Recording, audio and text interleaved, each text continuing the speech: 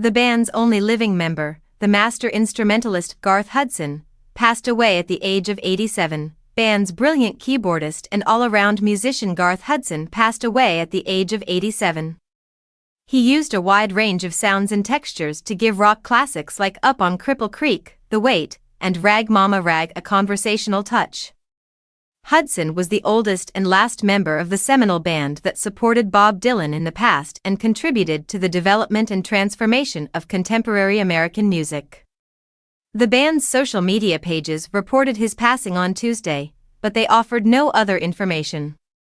Hudson had been residing in an upstate New York nursing facility. Hudson, a self-taught Greek chorus and classically trained performer, was a rustic figure with a wide forehead and a long beard.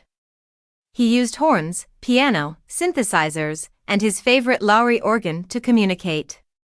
Whether it was the wailing piano on Rag Mama Rag, the melancholic saxophone on It Makes No Difference, or the drunken clavinet and wah-wah pedal on Up on Cripple Creek, Hudson always managed to evoke the perfect mood or nuance. Hudson was primarily a supporting actor, but he did have one standout performance, Chest Fever, a Robbie Robertson composition for which he wrote an opening organ solo, The Genetic Method, an eclectic medley of moods and melodies that transitioned into the hard rock riff. Hudson was the only non-singer among 5 musicians honored for their friendship, texture, and versatility. After a protracted illness, Robertson, the band's primary composer and guitarist, passed away in 2023. Bassist Rick Danko passed away in his sleep in 1999, drummer Lee Van Helm died of cancer in 2012, and keyboardist drummer Richard Manuel committed himself in 1986. In 1994, the band was admitted to the Rock and Roll Hall of Fame. The band, initially known as the Hawks, was founded in the early 1960s as a supporting group for rocker Ronnie Hawkins.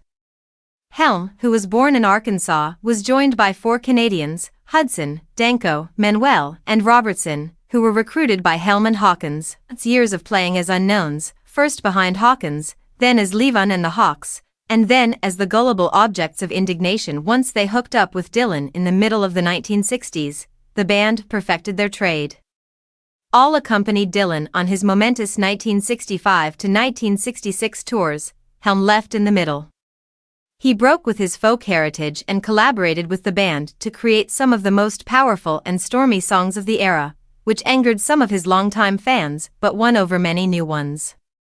Because so many people around Dylan just called his supporting musicians the band, the ensemble would rename themselves the band.